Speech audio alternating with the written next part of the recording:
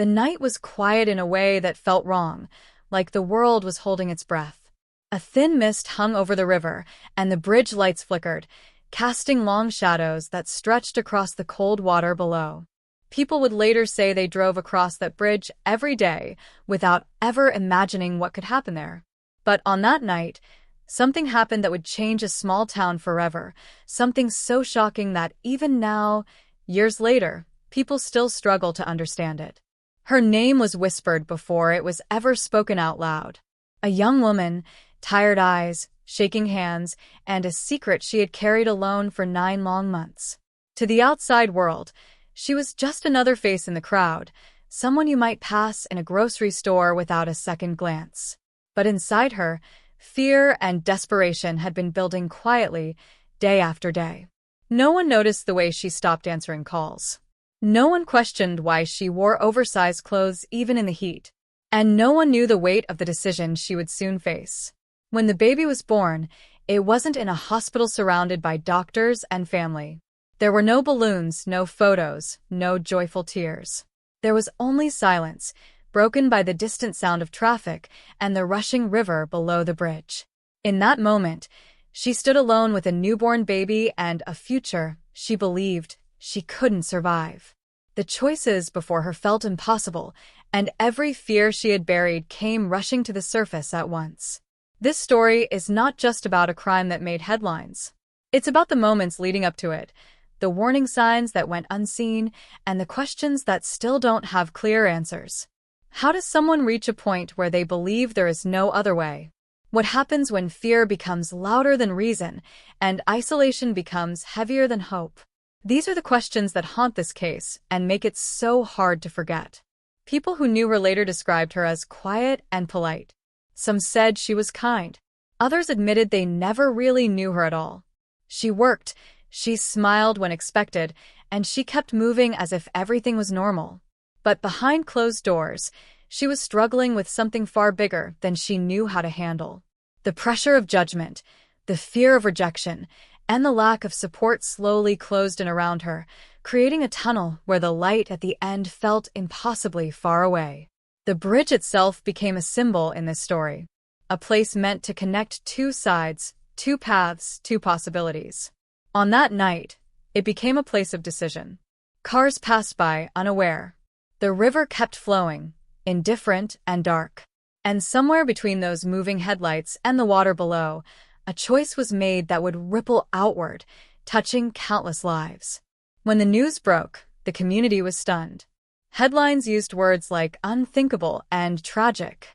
Social media exploded with anger, heartbreak, and disbelief. Some demanded justice. Others asked how something like this could happen in a world full of options. Candlelight vigils were held. Flowers appeared near the bridge.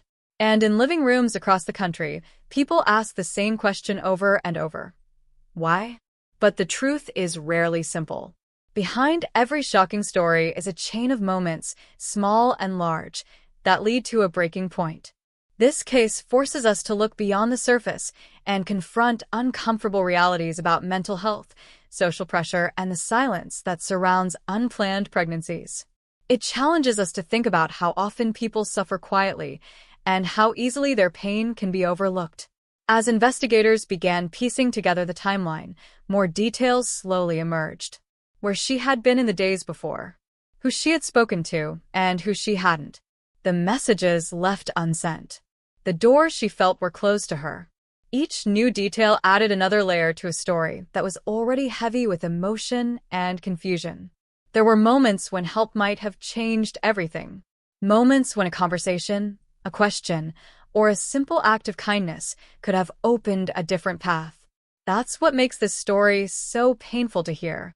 It's not just about what happened on the bridge, but about everything that happened before it and everything that didn't happen when it should have. As you listen, you might feel anger rise in your chest. You might feel sadness, or even frustration at the unanswered questions. All of those reactions are part of the story. It's a story that forces us to sit with discomfort and resist the urge to look away. Because understanding doesn't mean excusing. It means learning so that tragedies like this don't repeat themselves. In the next part, We'll go deeper into her life before that night, the relationships that shaped her, and the events that pushed her closer to the edge. We'll explore what the investigation revealed and what it left behind in its wake. And we'll ask the hardest question of all: was this tragedy inevitable, or could it have been prevented? For now, the image of that bridge remains, suspended between what was and what could have been. The river keeps flowing, carrying secrets it will never give back. And the truth about why she made that choice waits just ahead, unresolved, heavy, and impossible to ignore. Before that night on the bridge, her life looked ordinary from the outside. She lived in a small rented apartment on the edge of town, the kind of place where neighbors nodded politely but never really talked. She worked long hours at a local business, saving what little she could, telling herself she was just tired, that things would get better soon. Every morning, she put on the same calm face and stepped into the world as if nothing was wrong. But the truth was, her days were heavy. The pregnancy hadn't come with celebration or support. It arrived quietly, wrapped in fear. The relationship that led to it had already fallen apart by the time she realized she was expecting. Phone calls went unanswered. Messages were left on read. The person she thought would stand by her slowly disappeared, leaving her alone with questions she was too scared to ask out loud. She considered telling her family, but each time she imagined their faces, her chest tightened. She had grown up in a home where mistakes were remembered longer than forgiveness. Shame was spoken louder than understanding. So she stayed silent, convincing herself she could handle it on her own. She searched for answers late at night, scrolling through forums, reading stories from strangers, hoping to find reassurance. Instead, she found more fear.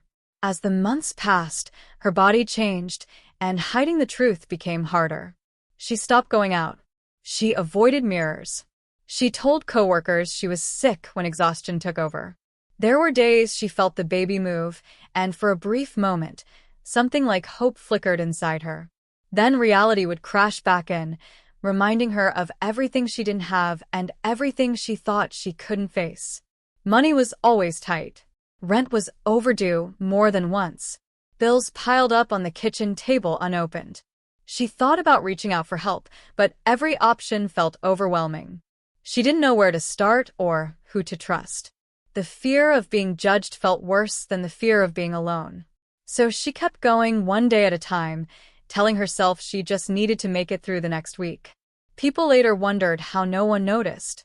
But the truth is, many did notice small things and brushed them aside. A coworker remembered how quiet she had become. A neighbor recalled seeing her carry heavy grocery bags alone. Someone even remembered asking if she was okay, only to accept her tired smile as an answer. In a busy world, concern often ends where inconvenience begins. As her due date grew closer, the pressure became unbearable. She barely slept. Her thoughts raced constantly, circling the same questions with no solutions. What would happen after the baby was born? Where would she go? How would she survive? Each answer led to another dead end. The future felt like a wall she was about to crash into at full speed. The night everything changed didn't start with drama. It started quietly, like any other night. The city lights glowed softly, and the river moved steadily beneath the bridge, unaware of the weight it would soon carry. She walked slowly, every step heavy, her mind clouded with fear and exhaustion. The world felt distant, like she was watching herself from far away. Later, investigators would piece together fragments of that evening. Security cameras captured her walking alone. Phone records showed unanswered calls and unsent drafts. There were no cries for help, no clear warning signs in those final hours. Just silence, stretching longer and longer as the night wore on. The community struggled to make sense of it all. People wanted a clear explanation, a single reason they could point to and say, "That's why." But life doesn't work that way. Tragedies like this are built from layers of pain, not one sudden moment. Every choice, every silence, every missed opportunity adds up. As the investigation continued, questions only multiplied. Why hadn't she sought medical care? Who knew about the pregnancy? What support systems failed her along the way? Each question revealed cracks not just in her life, but in the systems meant to protect the most vulnerable. It became clear this wasn't just one person's story. It was a reflection of larger issues many preferred not to see. Some people felt sympathy. Others felt anger. Online debates grew heated, with strangers arguing over morality and responsibility. But behind the noise, one truth remained. A young woman had felt so alone that she believed she had no way out. That belief, whether true or not, shaped everything that followed. Those closest to the case described her as withdrawn but not heartless, overwhelmed but not uncaring. They spoke of someone trapped between fear and expectation, someone who didn't see a future where she and her baby could both survive. The more investigators learned, the more complicated the picture became. And still, one question lingered above all others. What exactly went through her mind in those final moments before the bridge? Was there hesitation? Regret? Or was she already numb, pushed beyond the point where fear could stop her? The answers remained just out of reach, hidden beneath layers of silence and rushing water.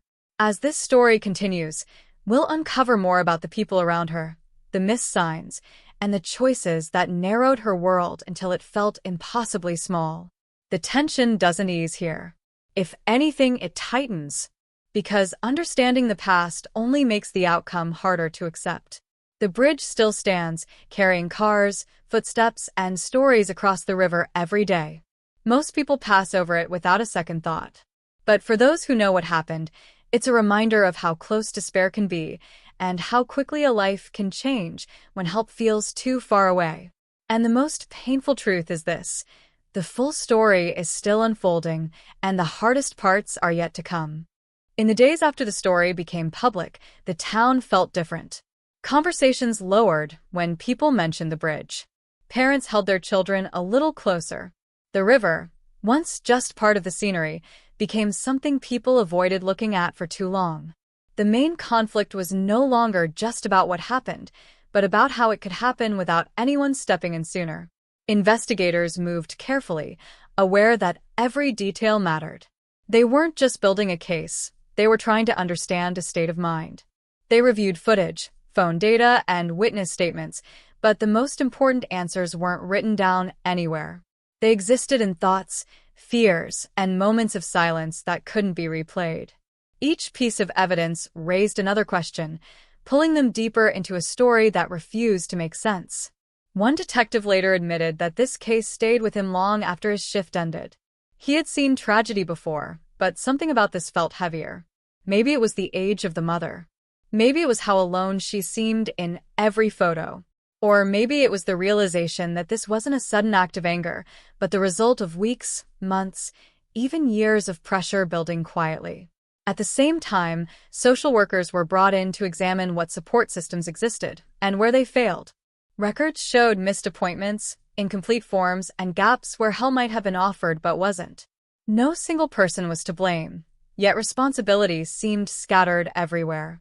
It was easier to point fingers than to face how complicated the problem really was. Her family, when they finally spoke, struggled to recognize the person described in the reports. They talked about the girl they knew growing up, the one who laughed easily and tried hard to please everyone. They wondered how that girl became someone who felt so trapped. There was pain in their voices, mixed with regret and confusion. They asked themselves questions they knew would never have answers. Friends from her past came forward with fragments of memory. A sudden distance. A change in behavior. Messages that stopped coming. At the time, they assumed she needed space. Now, those small moments felt heavier, as if they carried a warning they didn't know how to read. Guilt settled in quietly, not because they caused what happened, but because they wished they had tried harder. The legal process added another layer of tension. Prosecutors focused on facts, timelines, and accountability. Defense attorneys spoke about mental health, fear, and isolation. Both sides knew the public was watching closely. Every hearing drew attention, and every update sparked new debate.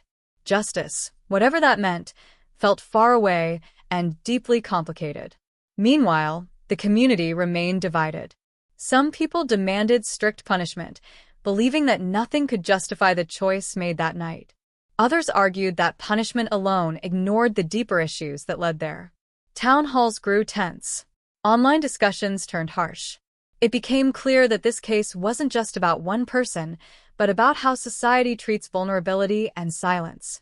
Mental health professionals weighed in, explaining how untreated stress, fear, and isolation can distort thinking. They spoke about how people in crisis often believe they have no options, even when options exist. Their words didn't excuse anything, but they offered context. Context that many found uncomfortable because it suggested that prevention required more than judgment. Another subplot quietly unfolded around the healthcare system. Why hadn't there been earlier intervention? Were resources easy to access, or hidden behind paperwork and waiting lists? Advocates pointed out that many people don't seek help not because they don't need it, but because they don't know where to turn. The system, they said, often expects people in crisis to navigate complexity when they are least able to do so. As the case continued, media coverage shifted from shock to analysis. Experts were interviewed. Statistics were shared. Patterns were discussed. Yet for all the talk, the core mystery remained unchanged. What tipped the balance that night? What thought? What fear? What moment pushed everything past the point of return? Even those directly involved felt the weight of not knowing. Investigators replayed the timeline over and over. Family members searched memories for missed signs. Community leaders debated new programs and policies. Everyone was trying to move forward, but the story wouldn't let them. The bridge itself became a quiet character in the narrative. People left notes and flowers there, not just in mourning, but in confusion. Some came seeking closure. Others came searching for meaning. It stood as a reminder that decisions made in isolation can echo far beyond a single moment. And still, the tension held. The legal outcome was uncertain. The emotional fallout was ongoing. The deeper causes remained tangled and unresolved. Each angle added depth, but no clear answers. Only more questions pressing in from every side. As time passed, one thing became increasingly clear. This story wasn't ending anytime soon. The main conflict wasn't just about guilt or innocence, but about understanding how fear can shrink a person's world until choices disappear. And until that question is faced honestly, the unease surrounding this case will continue to grow, waiting for the moment when the full truth finally comes into view. As the court date drew closer, the tension in town thickened. It felt like everyone was waiting for something to break, for a truth to finally surface that would make sense of the pain. News vans parked outside the courthouse before sunrise. Reporters whispered into microphones, careful with their words but hungry for answers. Inside, the people closest to the case sat quietly, each carrying their own version of the story, each wondering how it would all unfold. She remained mostly silent through it all. When she was seen, she looked smaller somehow, like the weight of everything had pressed her inward. Those who watched closely tried to read her face, searching for signs of remorse, confusion, or regret. But what they saw instead was distance. A kind of emotional fog that made it impossible to know what she was feeling, or if she even knew herself anymore. Behind closed doors, attorneys prepared for what they knew would be a turning point. Prosecutors focused on the sequence of events, determined to show intent and responsibility. Defense lawyers gathered expert opinions, medical records, and personal history, building a picture of a woman overwhelmed by fear and isolation. Both sides knew the next phase would define how the story was remembered. The investigation also reached deeper into her past. Old messages were recovered. Journals were reviewed. Pieces of her inner world slowly came into focus, revealing someone who had been spiraling long before that night. There were entries filled with worry, confusion, and self-blame. Lines that hinted at desperation, but stopped short of asking for help. Reading them left even seasoned investigators unsettled. At the same time, new voices entered the conversation. Advocacy groups spoke out, urging the public to look beyond punishment and consider prevention. They talked about access to mental health care, about stigma, about how easily people fall through the cracks. Their words added pressure to an already tense situation, forcing the community to confront uncomfortable truths. Family members on both sides felt caught in the middle. They attended hearings, sat through testimony, and listened to strangers debate a tragedy that had torn their lives apart. Every statement felt personal. Every detail reopened wounds. They wanted answers, but they also feared what those answers might reveal. As key witnesses were called, the atmosphere inside the courtroom grew heavy. Each testimony added another layer, another perspective. A coworker described changes in her behavior.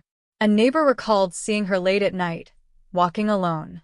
A medical professional spoke carefully about stress and mental health, choosing words that explained without excusing.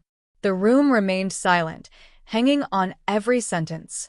Outside, public opinion shifted almost daily. Some people softened, beginning to see the complexity behind the headlines. Others hardened their stance, believing accountability was the only path forward. The story no longer belonged to one town. It spread online, drawing comments from around the world, each person bringing their own beliefs and judgments. The closer the case moved toward its most critical moment, the more questions seemed to surface. Why didn't she reach out to anyone in those final hours? Was there a moment when she considered another option? Did she believe help would come too late, or not at all? These questions hovered in the air, unanswered and heavy. Investigators revisited the bridge one last time, standing where it all began. They noted the traffic patterns, the lighting, the distance to the river. It wasn't about recreating what happened, but about understanding the environment that framed such a life-altering decision. Even there, with the facts laid out, the emotional truth remained elusive. The legal teams prepared for the most intense phase yet. Evidence had been presented. Testimony had been heard. Now, everything was building toward a moment when arguments would collide, and the story would shift from investigation to judgment. The weight of that moment was impossible to ignore.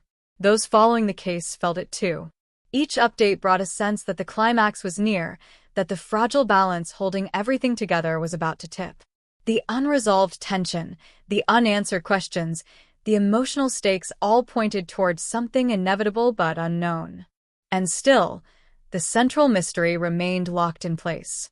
The why. The single question that no amount of evidence could fully answer. As the final arguments loomed, the world seemed to pause, waiting to see which truth would emerge and what it would mean for everyone involved.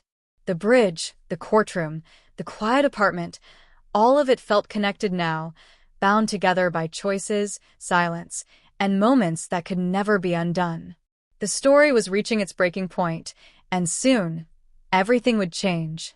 But not yet. The most intense moment was still ahead, waiting just beyond the next turn. Just when it seemed the case was settling into familiar arguments, something unexpected surfaced. During a routine review of digital records, investigators uncovered a message thread that had never been fully examined. It wasn't sent, but it was saved as a draft, written just hours before that night on the bridge. The words were short, scattered, and unfinished, but they hinted at something no one had considered before.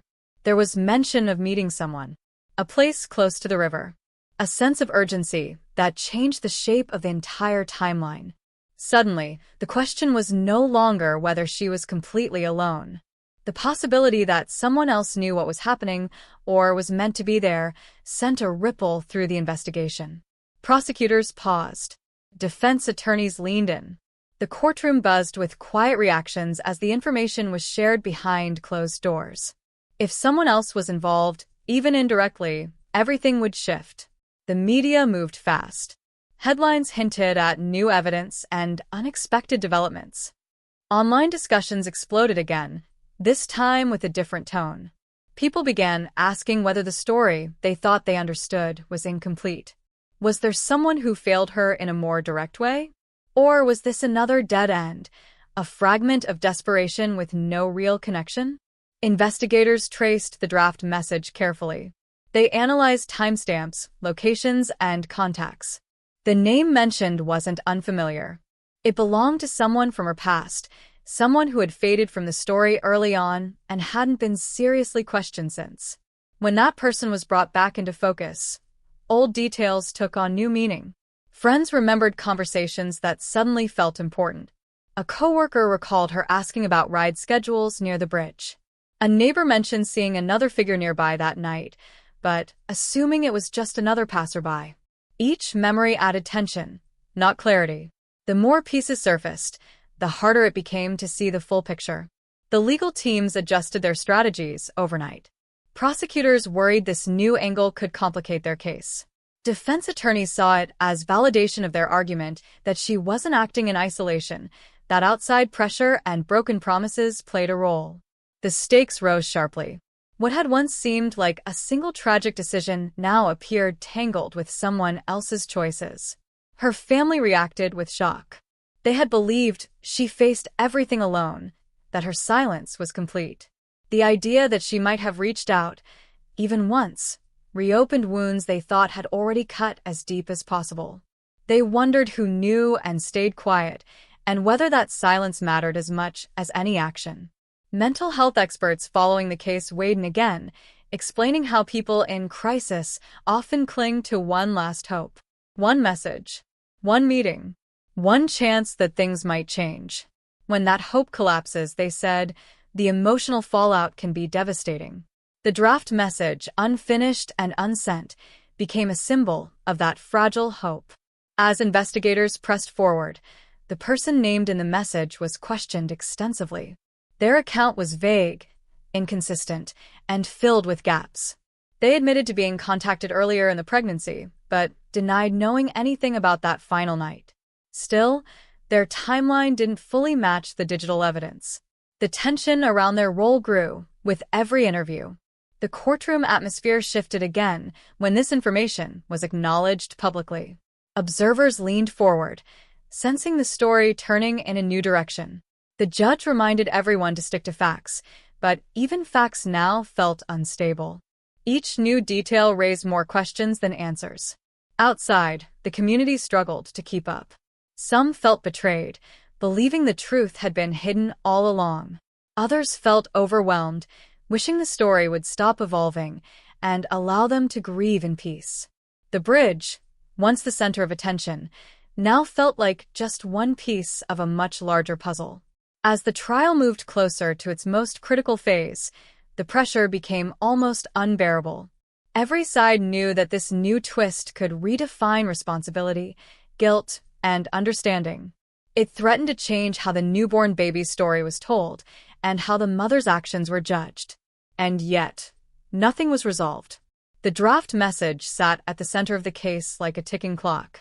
Was it proof of outside influence, or just another sign of internal struggle? Did it represent a missed rescue, or a misunderstanding that grew too large to correct? With closing arguments approaching and emotions running high, the story stood on the edge of its climax. The truth felt closer than ever, but also more fragile.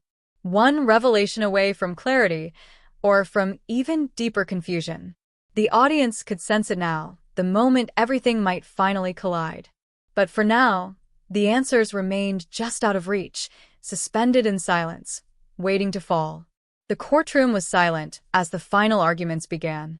You could feel the tension in the air, heavy and pressing, as if everyone understood that this was the moment everything had been leading toward. Prosecutors spoke first, laying out the timeline one last time, carefully and clearly.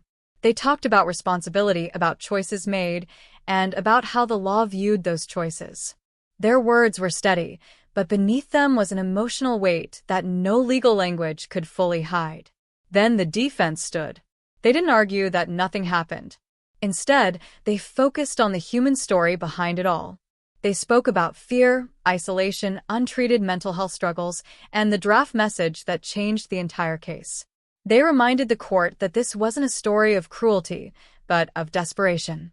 That what happened on the bridge didn't begin there, and it didn't belong to one moment alone. When it was time for the judge to speak, every sound seemed louder than it should have been. A cough echoed. A chair shifted. The decision acknowledged the facts, but it also acknowledged the context.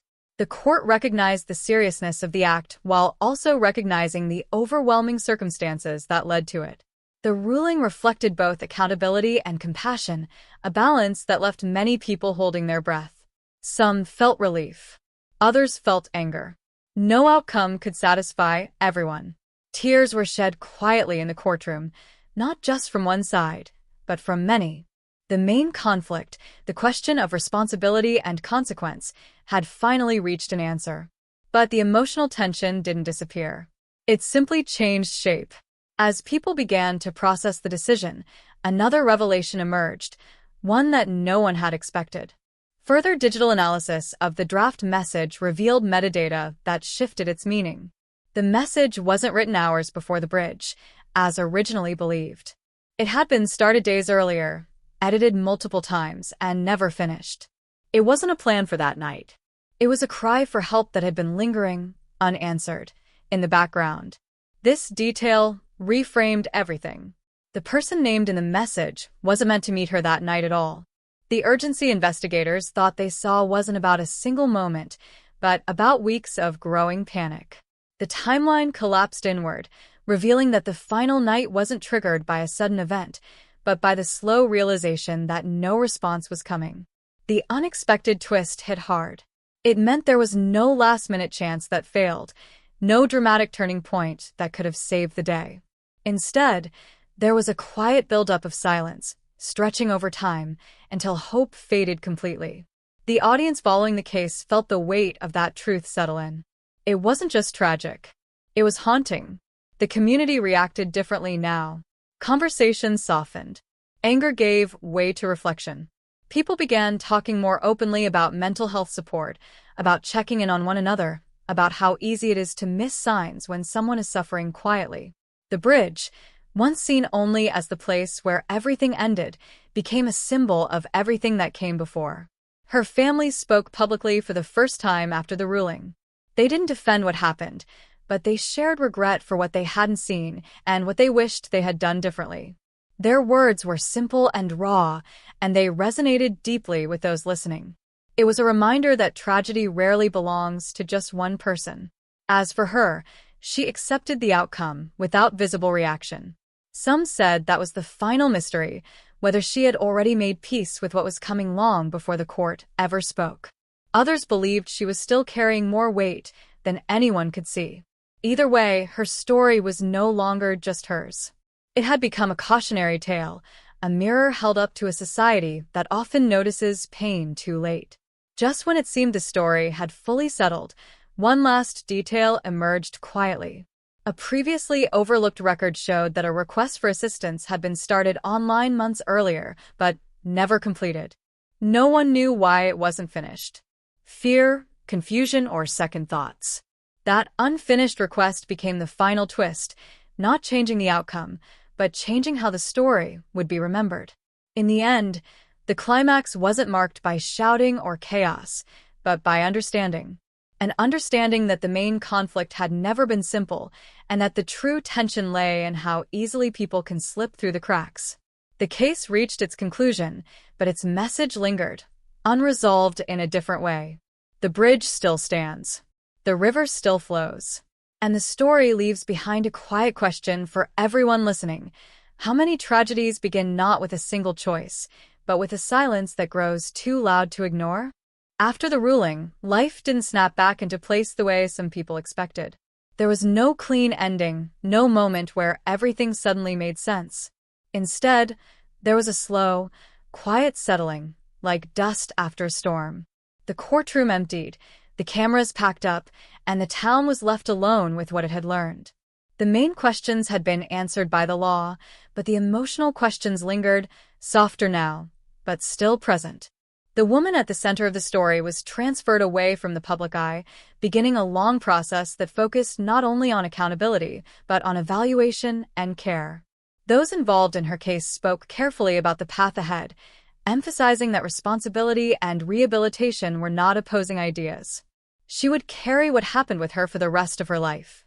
That much was certain. But there was also recognition that ignoring the human side of the story would only repeat the same mistakes that led there in the first place. Her family returned home changed. Grief doesn't disappear when a case ends. It just becomes quieter and more personal.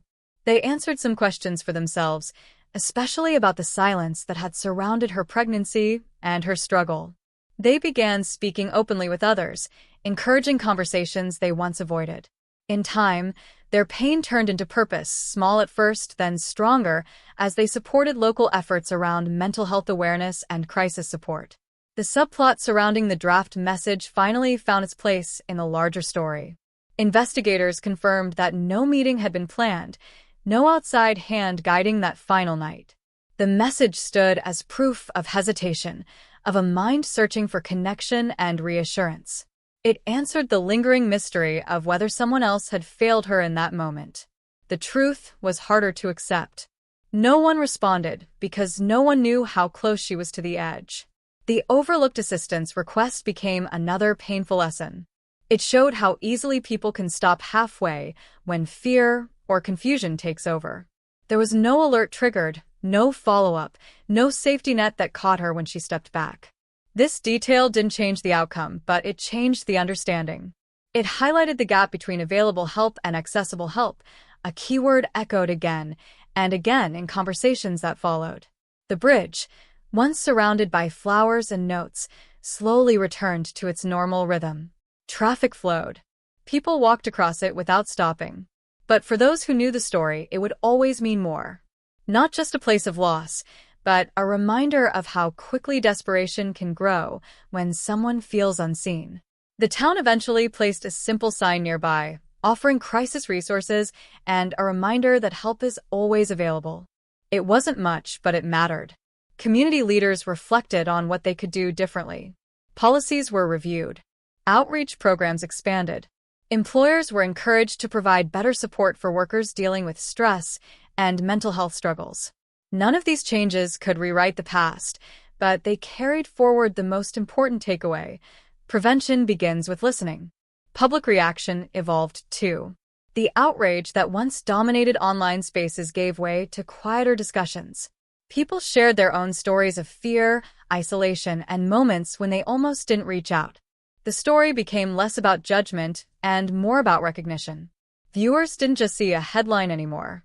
They saw a warning.